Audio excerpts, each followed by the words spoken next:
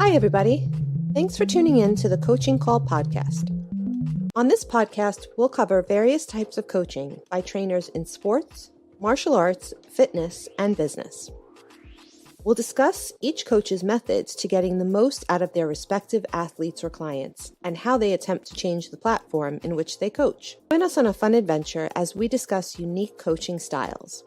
Coaching is a universal part of how we get others to get something done. Join your host, Raphael, and his guests on this unique journey in coaching. Hi, I'm Sifu Raphael, and this is the Coaching Call podcast. If you enjoy this episode, please subscribe and leave a review. This episode was made possible by listeners like you. Good morning. Welcome back to Coaching Call.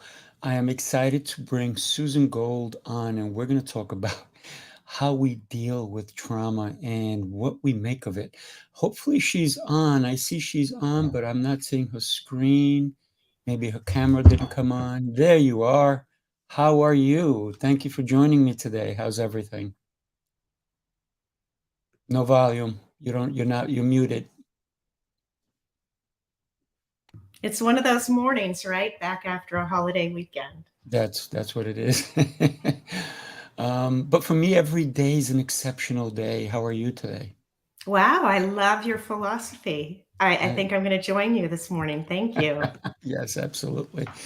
So Susan, we want to get to know you a little bit, and obviously you are the person you are because of what's happened in your life. The way we also look at everything that has gone on with our lives, the way we see things. Your perspective has definitely come from your experiences, correct?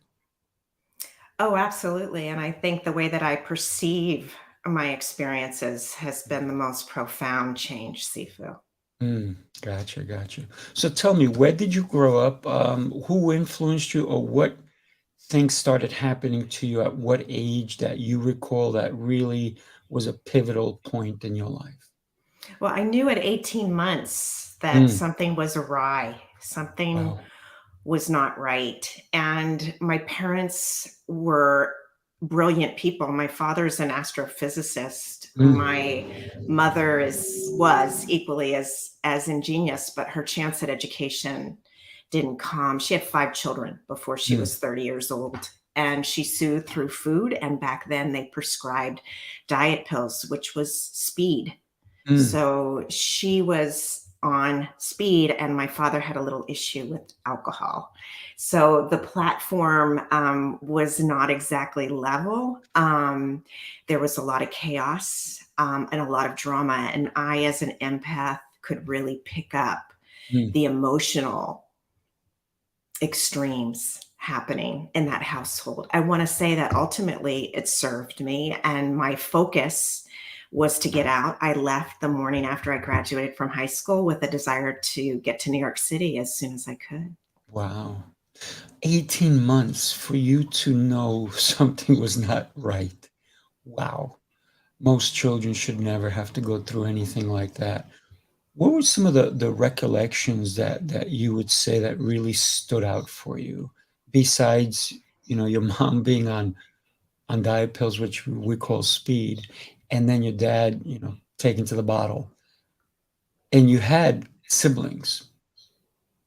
So that had to be some environment that really created chaos from time to time, I'm sure. All of my siblings, I have 3 brothers and a sister. We all have a very different experience growing up in that home. And I didn't know any better, really. I mean, you're raised in that system. You don't know. I was 6 when I had my first suicidal ideation. And I was just highly sensitive, Sifu. I was also quite telepathic.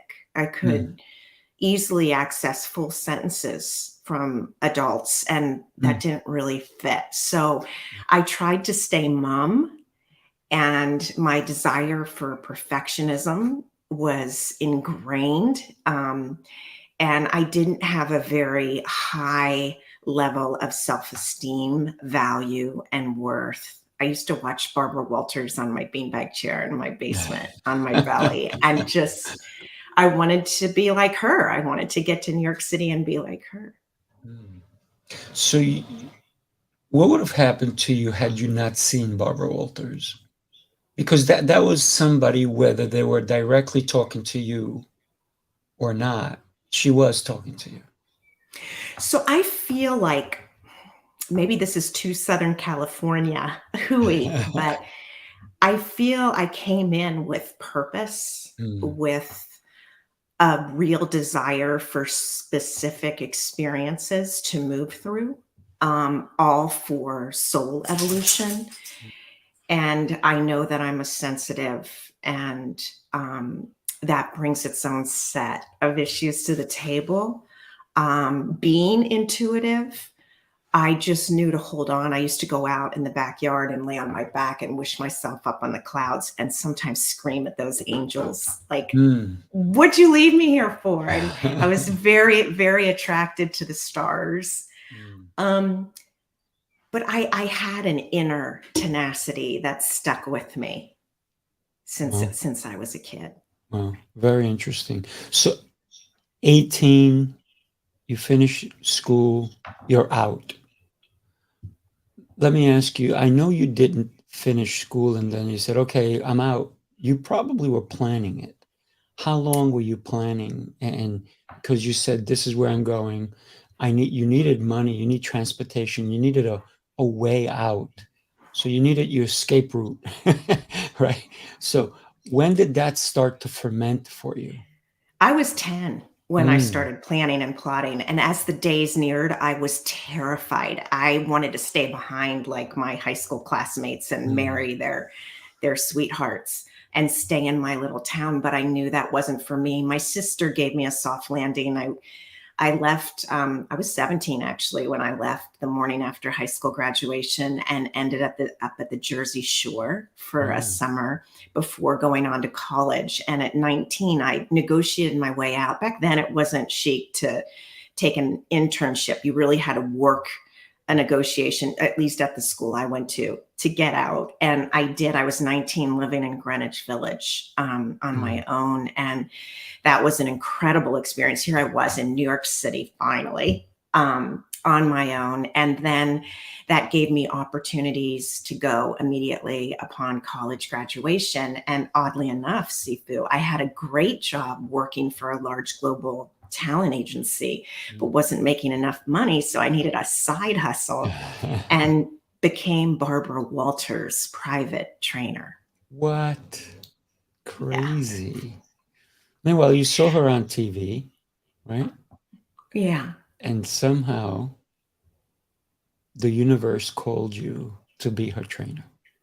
We have incredible abilities to manifest. I think it's been dumbed down. I think it's been layered over with muck and duct tape and sticky glue and all sorts of things. And for me, a lot of what I sensed has actually manifested in my life, and it's followed me the whole way along. And I'm really grateful to be able to see that. I mean, I wanted to work in the entertainment industry. I didn't know anyone. Everybody said, oh, it's impossible. And I just kept asking questions and connecting dots. And there I was in the entertainment industry. And then I decided, well, I'd really like to work with celebrities. And so there I was, matching celebrities to brands. I think I may have mentioned in an earlier conversation, I was fired when I confronted a boss for sexually harassing me. Barbara Walters actually invited herself along with me that morning to confront this gentleman at work. I rang her bell at 7 a.m. and she knew immediately something was wrong. And I said, that's okay. You know, I'll go. I confronted him. He promptly fired me. And I was newly sober. I don't even think I was 90 days clean. I saw the red flags surfacing early. I was repeating similar behavior that I had seen demonstrated in my own home. And I was bright enough or been gifted enough to see clearly. And I knew something was up. So I was newly sober. I was out of an abusive relationship where the gentleman held the purse strings, I'm embarrassed to say, and was jobless. And Barbara said, you can be an assistant for my fiance. He was heading a big movie company. And I was like, Barbara, thank you so much, but I just can't do that. And I decided to open my own brokerage firm, matching celebrities with brands before it was chic. Ran into Donnie Deutsch, who's a big entrepreneur and icon. He was running his dad's ad agency at the time, and he wanted Andy Warhol to endorse his Pontiac dealership account. I couldn't get anybody on the phone to answer at the factory, and I went down and knocked on the door and got my audience with Andy. Nice. Incredible. But here's the thing that you kind of like glazed over, and I want to come back to, and that was your addiction. Yes. Because you came from a household that had it. When did you start to consume? I was 6 years old and had Oreos coming out my nose. My first addiction was food. And then I moved on to alcohol. And by the time I started drinking in earnest, probably at 20, maybe 21. And it was typical blackouts and behavior changes and not being able to go somewhere without knowing there was a drink there. I remember at the time, my beau was coming home from a European trip and I didn't really want to face him. And I stopped in this Irish pub on the way home and asked for a shot. And the bartender yells out, "Does your dad know what you're doing?" And my dad be drinking right along with me. Right. But I knew because, I was having abusive outbursts and anger and rage, and walking around New York City required sunglasses, a baseball cap, and at the time a Walkman with headphones, and the anxiety in my throat was so intense. My skin felt like a paper tissue, like a bad Kleenex. And I remember being on the subway and just feeling I was going to be smothered by people. And God forbid if anybody touched me mistakenly, I just thought I was going to crumble. And I asked a friend for help, and she gave me the card of a therapist she had known. And I bravely went, even though that was not chic at that time. There weren't enough Woody Allen movies to prove therapy chic. But I went into his office and I said, my life is out of control and completely unmanageable. And he immediately started talking about, was there alcoholism in my family and how much did I drink? And I was like, dude, there's so much drama going on in my life. I don't know why we're talking about alcohol. It makes me happy. And he said, well, while you're in treatment with me, I'm going to ask that you don't drink. And I'm going to ask that you go to meetings to learn about your dad's alcohol problem, which was very sly on his point, and that you go to children of alcoholic meetings to learn how alcoholism affected you. It was brilliant. And I also took direction. And I've been sober ever since. That was 1985. Oh, my goodness. Longer than you've been alive. Why, thank you for that. Actually, I was also working in Manhattan at that time. So very interesting. And we never crossed paths. So well, we might not have noticed each other. Maybe. I used to go party with Madonna and all these different things. So it was Circus and all these different places, Bonds and all these different fun celebrity type of hangouts. So when we consider that time, you said you were very open to his suggestion, and the way he did it, he didn't say it for you to find out about your alcoholism, to find out about your dad's, which was in a great way to say, hey, it's not about you, it's about your dad. And that allowed you, I love that, because it it put the blame on someone else. And most people always rather hear about someone else than themselves when it's something negative, right? Oh, absolutely. And that's worked time and time again with me Mm. in my life. It was a gift. It was a huge gift and genius on Oh his yeah, part. I agree. I agree. So you started going to these meetings. How often did you go, and what kind of people were you meeting? Were you meeting people who were truly there to get help, or were there people there just because someone pushed them to it?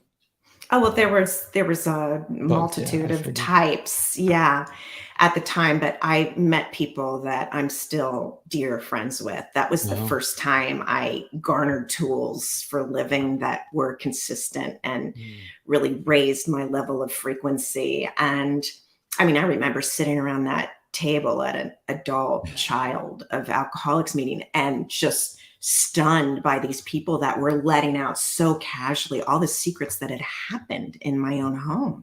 Mm. I just was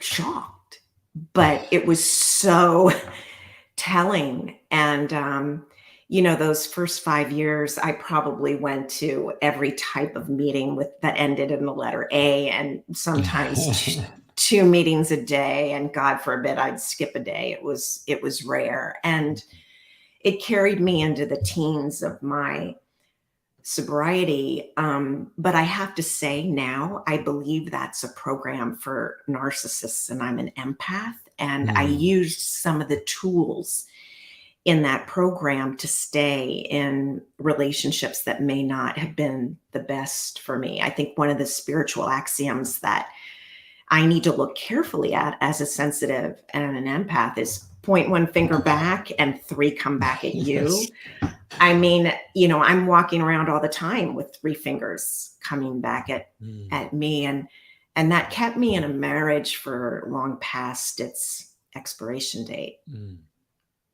I But like how you put it, expiration date. Right? Because would you drink milk past its expiration date? You probably would throw up if you did, right? But we do wind up staying in relationships for the wrong reasons. And one of the things that I want to come back and touch upon is I believe going to those meetings, what I'm listening to is it gave you the freedom to assess you, right? It gave you the freedom to speak freely. You probably helped a lot of people without realizing it, or maybe you did realize it while you were there. it's not something that I've ever dwelled on. I've had Mhm. many people tell me how much they appreciate being around my energy, being around me, and I've had people tell me that I've had profound impact, but I sort of take it with a grain of salt. Right. Right, right. That's because you're very giving, because I can see that in you. The fact that you went to these things, and I'm going to talk about addiction for a second, because I think you went from one addiction to another because you couldn't miss a meeting. So you became addicted, which was a good addiction, by the way. Not all addictions are bad, right? Like drinking is bad. Going to a meeting about drinking constantly is not bad. But were you trying to, because I get it, you were there for so many years, but after a while, was it that you were still looking for you? I've been looking for me for decades, Mm. and I feel like I've been through many trial runs exploring. I'm still exploring, but not as lost in the dark and fumbling as I had been, if that Hmm. makes any sense, Sifu. Absolutely. And at first it was meetings, and then the addiction became endurance sport. Mhm. And then, I always had the codependence and the addiction to men since Billy Fritz in second grade.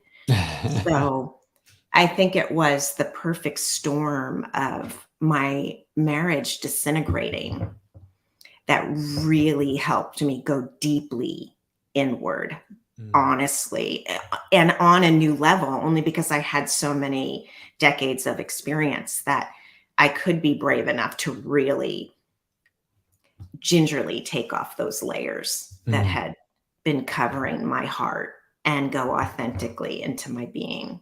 Mm. Yeah, not many people can do that, you know.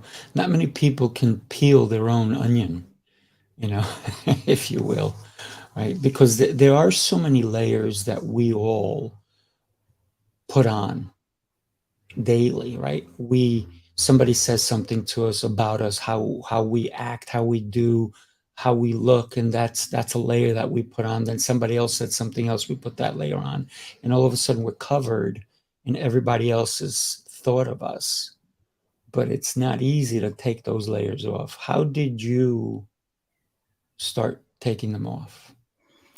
Well, I don't think maybe I had a choice. I feel like it was foisted upon me, but I've also been one to be very truthful. I mean, maybe that's a gift my mother Mm. gave me in an odd way because she really felt that I wasn't truthful and would beat me because of it. So I think I have an overdeveloped sense of being honest and leading with integrity and being truthful. Um, and that again played itself out through the willingness to get clean, and then the next decade it was dealing with clinical depression and Mm. getting honest with what that experience is and how to work with that Mm. to come to a place of knowing and acceptance. And then ultimately it was understanding what narcissism was and what narcissistic abuse looked like, felt like, was like, and how to stand up to it and step out of that Right. matrix. So Right. it's been a decade at a time, I'd say. So you've learned so much in your journey, but you decided to start sharing it with other people.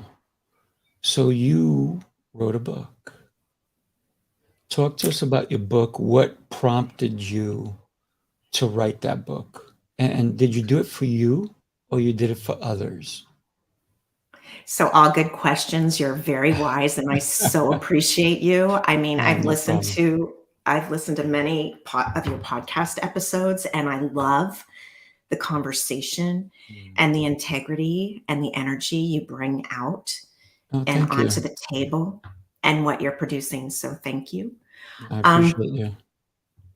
I had an Irish seer tell me in 2007 I had a book to write and it would help a lot of people. And I shoved that under the closest carpet. I didn't want to go through that experience for what I saw as a PR tool. And the messaging came up again back to back from intuitives in 2019 and 2020. And the third intuitive told me I had 3 books to write. So before it became a library, I decided I Mm. better get cracking.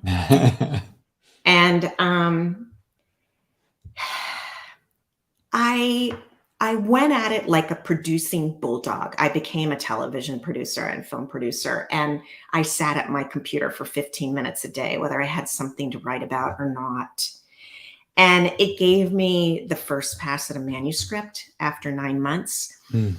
but I didn't feel attached to it. I mean, I had done a lot of work in self-examination, all different modalities, from talk Mhm. therapy to somatic work, all sorts of things. And a really dear mentor said, why don't you go back and take another pass from little Susie's point of view, that one inside your heart, that light Mm. that's been through all of this, walked through it with you.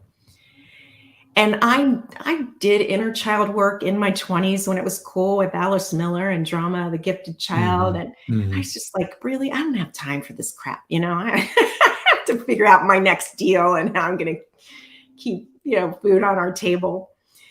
But I took her suggestion, and that's when everything fell into place and connected. That's Mm. when I, for the first time, really felt authentic love and self-respect Mm. for my own being and the walk that I've created in this movie.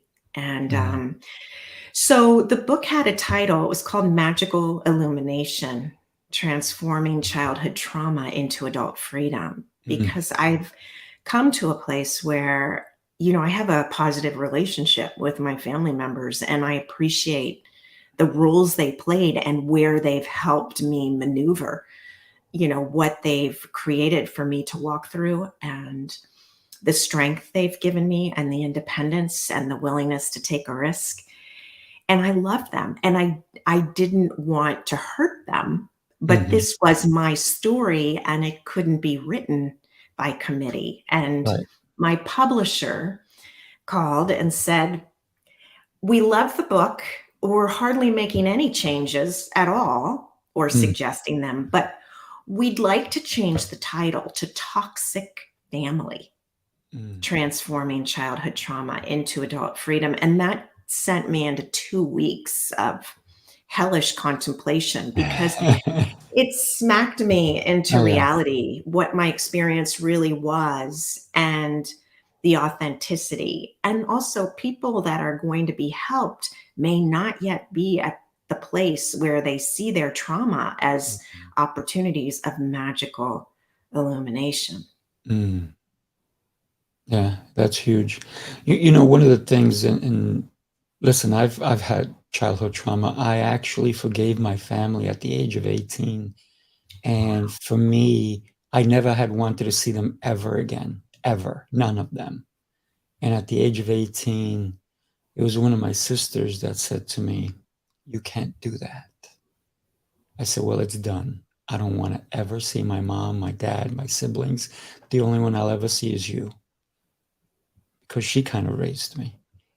And for me, it took me like 2, 3 weeks for that deep search. And then I realized that true forgiveness is not about them. It was about me. And that's the depth that I went into. And man, my life changed because my sister cried hysterically because she was telling me, "You can't do that." And I said, "Of course I can. I'm my own person. I can do anything I want." But in reality, you're right. When you said that your mom beat you and she kind of taught you something, you're right. She taught you how not to be as well. So I take the lessons that I received as either how to be or how not to be, how to treat someone or how not to treat someone. So I am so in touch with what you've gone through, because I've had my own different version. Everybody has had, anybody who's had childhood trauma has gone through their own version of something, right? And even if you haven't had any, it's probably coming. So there's always going to be trauma in our lives, whether we have it early on or later on, right? Because it just is inevitable. It's going to happen to all of us. And the thing is, how do we deal with it? The fact that you said your mom beat you and she taught you a lesson just goes to show the bigger person you've become, because you can see it that way. Most people who even knew the abuse that I received would say, "How do you even love your mom or your dad? How could you possibly?" And it's because I found true forgiveness, which is rare. And that's why anybody who's known me for the last 30, 40 years has never seen me angry. Why? Because when I show the anger, that means the person took my power away. I don't give away my power. So I really appreciate you sharing your insights and your story with us. And the fact that you wrote this book and there was barely any changes that the editor had to put into it, because, and great advice to go and revisit it so it became you. I do have a question. And I've done it and I didn't expect it, but I had tears wailing when this happened and I barely ever cried. But did you ever revisit in your mind yourself when you were a child and hug yourself and forgive yourself? Multiple times Mm. and at multiple levels. The deeper I go into my own recovery of self, the more delicious those hugs get. Mm. Yeah. Yeah, it's beautiful, isn't it? Yeah, and it's really such a gift to be able to radiate that to others gently. Yes, that's good. Very well said, gently. Because not everybody's ready, right? Not everybody's ready to face those fears, because if you start going down that path, a lot of people are going to blame themselves. I'm not worthy, I'm no good, I'm this, I'm that. And it's sometimes it's not about us. Sometimes, hey, listen, if somebody abused you, it's not your fault. It's their fault, right? So can we blame them? Yes, but can we understand that maybe they didn't mean to? Maybe that's just the way that something happened to them and they were just in a way passing it forward. So I mean that's deep, right? Yeah, and that was the key. I mean, my mother was brutally beaten as a child and molested. My father had horrid abuse. He could never do anything right. And they carried Mm, that in. And their parents, mhm, my grandfather was beaten almost to the point of death. mm. So I'm here to clear family lines. What can I say? It's not the easier, softer way, but No. here I am. Yeah, yeah. So what happened after you wrote the book? What happened to you mentally? What happened to you emotionally? And what happened when other people spoke to you about your book? I haven't read it yet, and I would love to. The That's been a process in and of its own and an evolution. I was really intimidated to have my family read that book, which is understandable. And my sister read it and said, after I got through the college part, I was riveted. And my father was like, do I really need to read this book? I'm like, yeah, no, don't have to. Mm, My oldest brother, with whom there's the most abuse, was shattered. His construct was shattered. And I have so much compassion and love for him. And I'm praying that he's going to be able to step up and see the beauty in his spirit. mhm. And then I've had strangers step out of the woodwork and say it's put pieces into place for them that they didn't really understand before. It's been more of an activation, I'd say. And there's a workbook in the appendix. It's exercises that have helped me, and Mm. I did it sort of as a throwaway. I thought everybody knows this stuff. No, they don't, and No. it's actually been helpful. It's we take it for granted. We've done the work, right? So we assume other people get it. But thank you for writing that book, because it allows others who maybe didn't even start the work yet. Right? And I like the word yet because it gives us a chance to get to it. And so anybody who is listening to this show, do me a favor and pick up Susan's book, because I haven't read it and I want to read it. But here's the thing. I can already tell that just your process, the way you went through it, is going to help somebody say, if she can do it, I can do it. Maybe they had it not as bad as you, or maybe they had it worse than you. We don't know, but everybody has their own story. So if we can listen to a story like yours and we can take energy from it and say, I can start doing the work myself. So thank you for writing that book. I really appreciate that. It's a privilege. Agreed. Yeah, it is. So when you consider your life, what would you change if you could? Nothing. Yeah, exactly. Nothing. And I embrace it all and applaud it, all of it. You are you because of your life, right? And I've never been more comfortable in my own skin, and I've never felt more free. That's beautiful. So you wrote the book, but did you write the other two that you already had in your head, or do you have more? I was hoping you weren't going to bring that up, Sifu. I listen, right? Yeah, you're an impeccable listener, which makes you a wonderful conversationalist and Thank you. interviewer. Um, So I've been jotting down notes, but I'm as reluctant as I was with the first. And Mm, again, I'm feeling like, what do I really have to contribute that's really that unique? So not sure where that's going to go. It could have something to do with what it's like to be a sensitive and empath and intuitive. I'm not sure. We'll mm. see what spirit says. You could probably write a book on how dealing with celebrities is like dealing with a regular person because that's Yeah. really who they are, right? A lot of people see a celebrity and they're like, oh my God. And it's just another person. They just have a different job than you do. That's how I see them. Right? I I mean, mean, but we were privileged to see that up correct, close and correct. personal, and a lot of people don't have that. Yeah, I could go that route. I've got a lot of stories to tell, and they're Mhm, always so entertaining. But right. as you know, when you've lived through it, it's not as much fun as it is to listen to it. Right. Yeah, absolutely. But that there's always people who want to know how others live, right? So you don't have to get deep and personal, but it could be an idea for somebody to go, wait a minute, Barbara Walters, she did all these things. This one did this. Maybe I can do it. So sometimes when we consider the lives of other people, we should look at them as inspirational for our own success because I could never be someone else.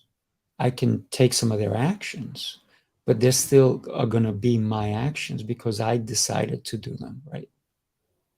That's so true, and I think I'm going to give your idea more thought. Thank you. You're welcome. So how long did you live in New York City? And you, did you live in Alphabet City or did you work in Alphabet City or both? So I lived in New York probably 13 years. I felt like Mm. I was crossing that invisible line and becoming a caricature of self. And that's what started the impetus of maybe I need to move elsewhere. Mm. And I started in Greenwich Village. I lived in Chelsea. I lived on the Upper Okay. West Side. And then I lived on the Lower East Side at the Bowery, Bowery and Grand. And then I was in Soho. And then I was in Upper Chelsea. Mm. All neighborhoods I know well, so Yeah, I great bet. neighborhoods too.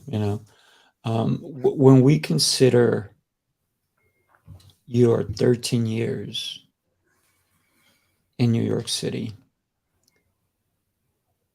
you decided to move out. Why?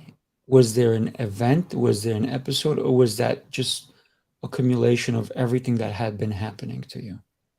So I had a really good friend I met by participating in jury duty. It was wild. And she ended up going to LA and was running a big TV talk show. She was launching it and she called me and she's like, I need you to get out here. I need you to help me with this show.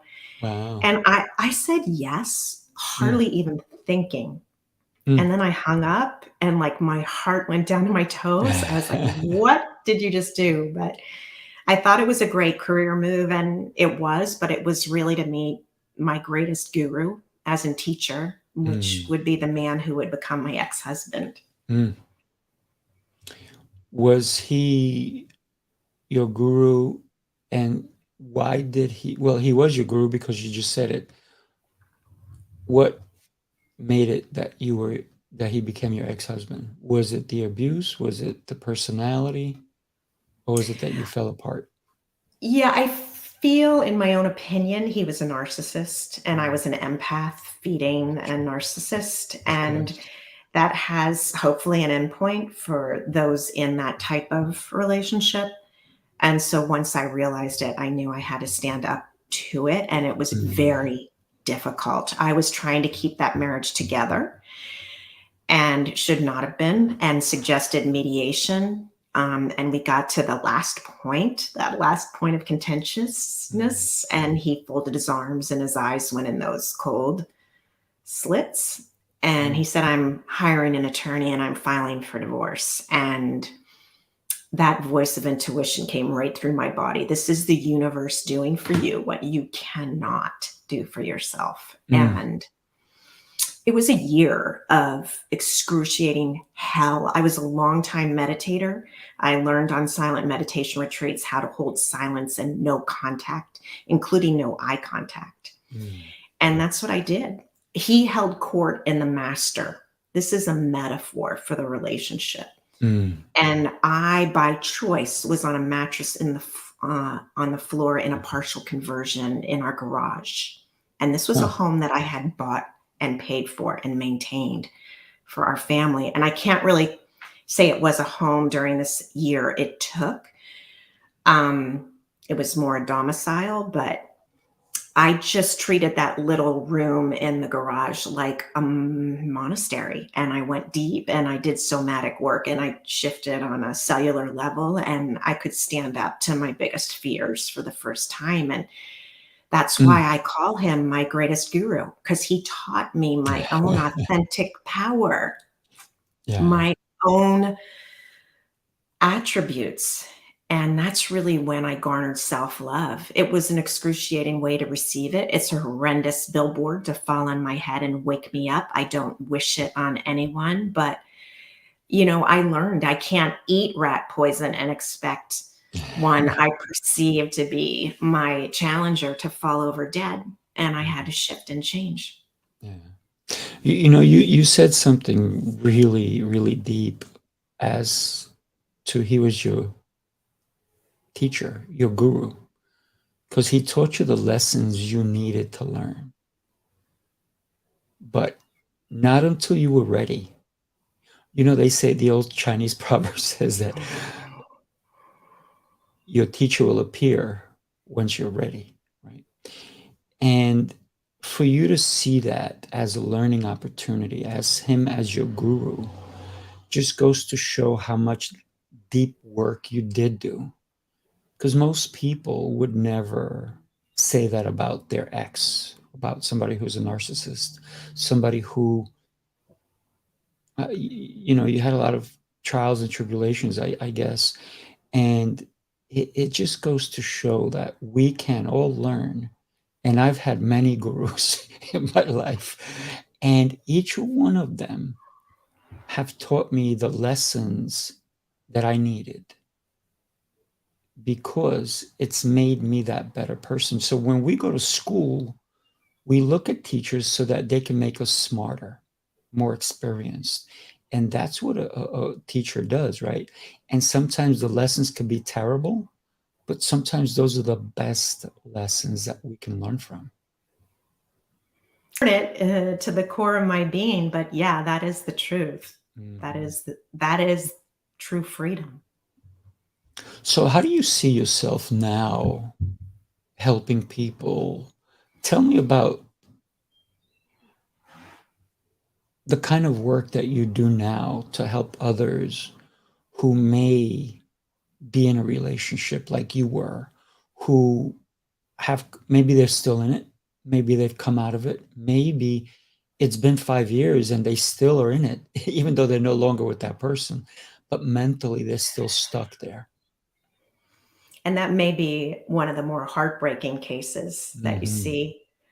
Oh, yeah. Well, first, I try to guide with little judgment and to really hear where they are. And then it's absolutely mandatory that they wake up and understand where they are and gain awareness. And then I think even equally as hard is really accepting it, right? Because we're taught, oh, well, an eye for an eye. Right. But to really accept it and accept all edges of it, even though some can be quite sharp. And then from that point, take action. So that's how I work, and I do a lot of somatic work. I feel talking is important to get the story down and to understand your story. But ultimately, I feel the talking just serves to continue the trauma. And so for me, I've really gone into my body, but, I, like you, really respond from a body point of view and experience. So that's been really pivotal for me. Yeah, because a lot of people, and you said it perfectly, that a lot of people there will talk about their trauma, but they stay in it and they just keep, it's a loop that they keep going on. It's the same story. It's the same story. And a lot of times you're right. It's that finger pointing when the other three fingers are pointing at you. So one of the things I teach people is that when you point with all five fingers or all 10, right? So that we know that we're giving it away. We're going to tell you where to go if we need to, right? Not that we're telling ourselves in a way. But sometimes it's removing out. I mean, listen, if we have a child and the child is not behaving well, beating them doesn't give them the message that they're not behaving well. It just tells them that they're no good at something. Removing them from a situation gives them a chance to say, hey, you know what you were doing over there in the other room is not acceptable. So maybe come over here and let's think about it. Or I'm going to give you time alone and you can think about it. But then a lot of parents, what they wind up doing is they go back and they harp on it, they harp on it, they harp on it, and then there's no freedom for that child because they are still in it. So when you remove somebody from the situation, you can't harp on it. You got to find, for me, my feeling is you got to find a new place, right? Because if I move from point A to point B, I don't want to continue driving into point A when I'm in point B because I want to be in the moment, if you will. I'm in point B now. Let me live in point B. Hmm. And that point B is a beautiful place. It is. Sometimes it's not, though. Sometimes we need to go to point C. Right? Sometimes, listen, getting out of point A was what we needed, and we get a point B, and maybe that's a relapse to the same thing. And then we need to go over. Sometimes by the time we land in point G or M, that may be the best place, but we got to keep moving in order to find our happy place because we all have one. And you did that kind of because you said I had a decade of this, a decade of that, and I went through a depression state, this type of state. But now you're in a happy state. Am I right? Yes.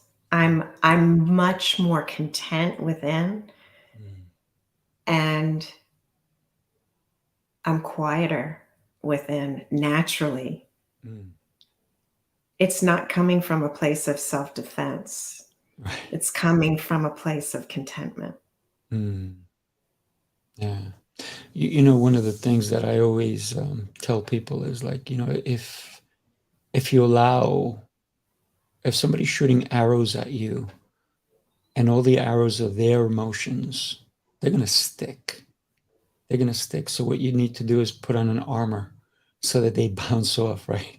So that their emotions stay with them. They don't come back. Maybe a rubber suit so they bounce back at them. And so they don't stick to you because the only emotions that I want to allow in my life are love. You can throw all the love you want at me. You start throwing me all this negativity, it's going to bounce. It's really going to bounce. And a lot of people say, wow, that person, they're stabbing you and all this, but you're still showing them love. I said, I know. I said, because one thing that I always recall, they were a child at one time and they were beautiful and giggly and laughing and doing all these cute little noises.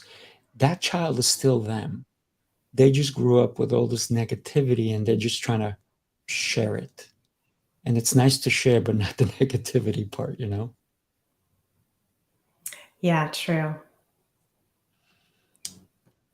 What is the one thing that you would advise somebody today to get out of their own head and come into their heart, if you will? Breath, just Mm, becoming aware of that breath in and out. It was unbelievable for me to begin to explore that on the simplest levels and very transformational. And the other is kindness to self and kindness to others. So tell me, what kind of a coach are you, and how does somebody reach you? Well, I think I'm a coach that comes to help others understand what self-love really is Mm. and the beauty contained within it. And if people feel drawn from our conversation today, just check out the book. It's on Amazon. It's all in there. But if you really feel like you want to connect with me, just go to susangold.us and I welcome you to have a chat. I'd love to hear your story. Mm. Beautiful, beautiful. So you're considering a couple of other books. I'm just saying that out loud. And you've had so much diversity in your life that you can probably write several books, and each one of them would touch upon a different type of audience, if you will, right? Because how do you get out of depression? How do you come into being happy with yourself? How do you did say that at 6 years old, you were contemplating a terrible act. Mhm. How do we come away from that? Even at 6 years old, that I'm better off not being here. That's a discussion that a 6-year-old should never even contemplate, even in their own head. Especially, listen, I so sad, a 10-year-old kid hung himself from his bunk bed when I was 18, and it was devastating. He was two houses away from me. I was 18 and I heard about it, and the only reason I knew it happened is because the ambulance came and the whole deal. But at 10 years old, where would that boy be today if he had somebody to help him along with his troubles, right? So we need to be out there and be constantly telling people that it's not always their fault. Yeah, listen, if you misbehave, it's your fault.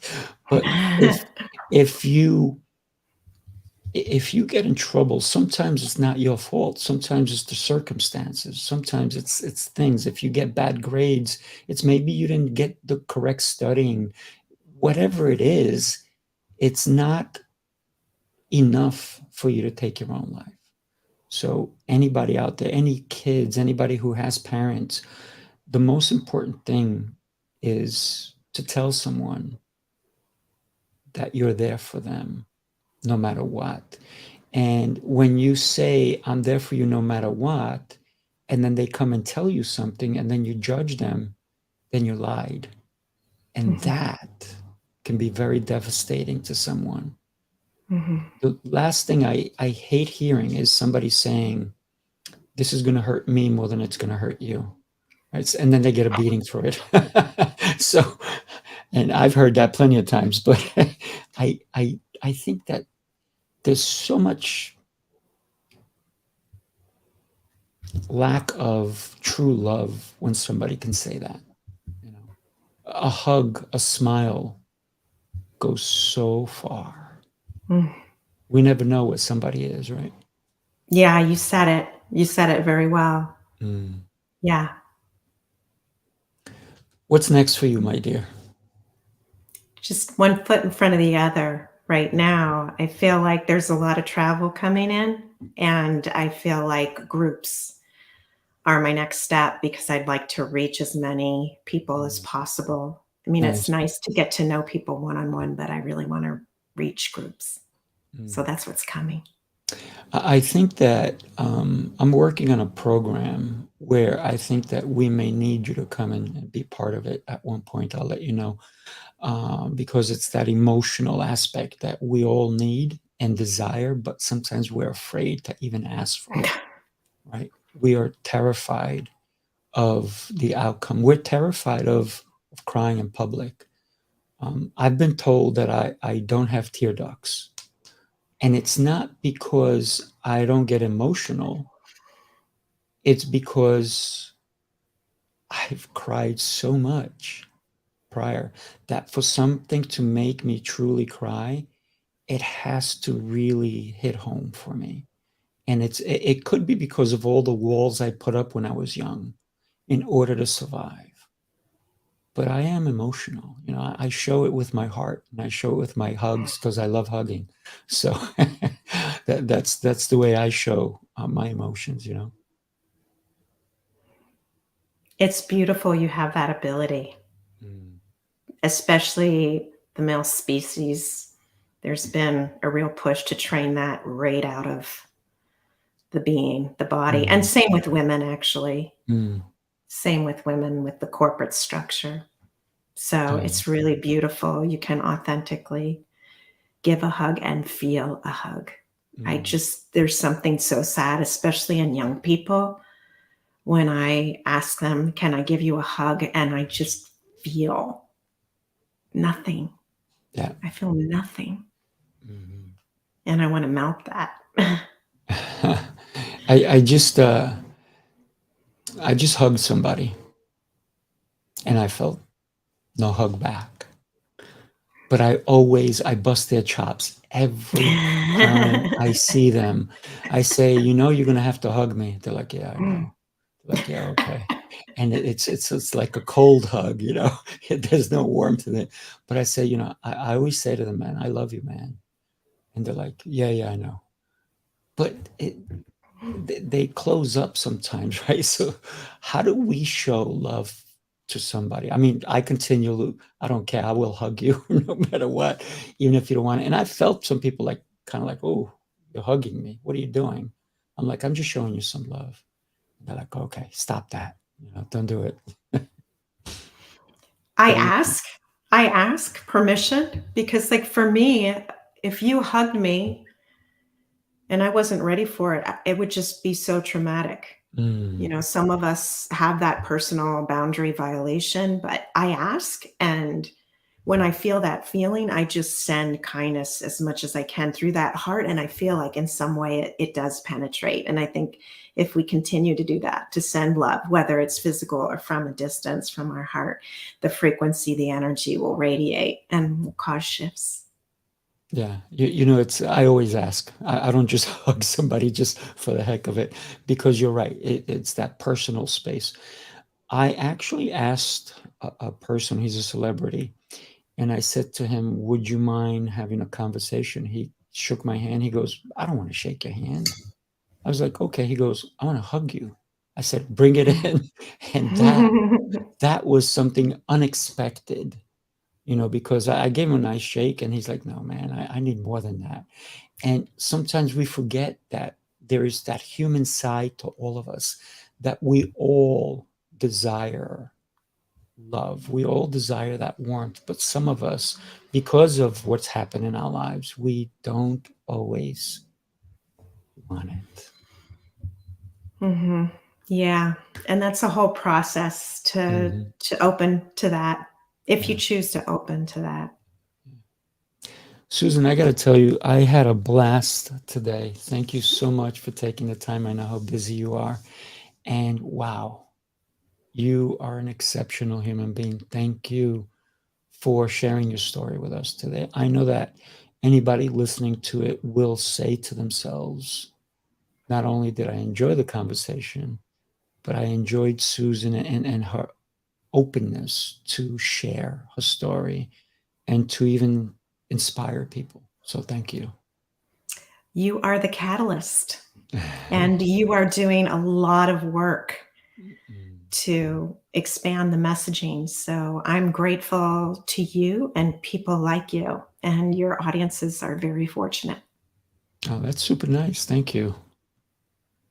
Where do I send the check? I'm just kidding. Thank you so much, everybody. Do me a favor. Follow Susan. Get her book. One of the things I always say is, if you like the show, follow it. Share it. Share with friends, family, colleagues.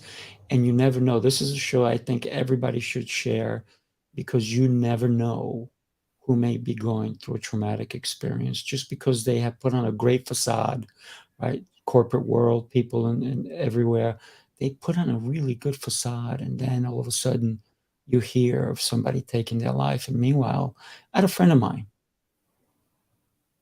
celebrity trainer, took his own life last year. And the last time I saw him, he was the life of the party. He was happy. You could not tell of the demons he was fighting. But unfortunately, he did succeed in taking his own life. But he brought so much beauty to the world that let's not forget that we need to help people every day, because they may show a great facade. They may look happy, but we don't know what's really going on. So send some love to everybody. Call your mom today. Call your dad. Call your friends, somebody you haven't spoke to. I have one last thing I'm going to say before we go. I have a coach that I love this guy. Every Friday, he sends me a text. Happy Friday, coach. That's it. That's all he sends me every Friday. And I respond back. We have a back and forth, but it's every Friday without fail. I know I'm going to get a text from him, and it's incredible. And we got together one time 2 years ago. And for the last 2 years, he's been sending me a text every single Friday. And this guy knows thousands of people, but he sends me a text. I am so special that I feel blessed that this guy has me even in his thoughts. So you never know where your one little text can touch somebody's life. So reach out, do it today. Susan, thank you so much. I really appreciate you. Thank you. And thanks to your listeners. Yes. Everybody have an amazing and blessed day. Take care.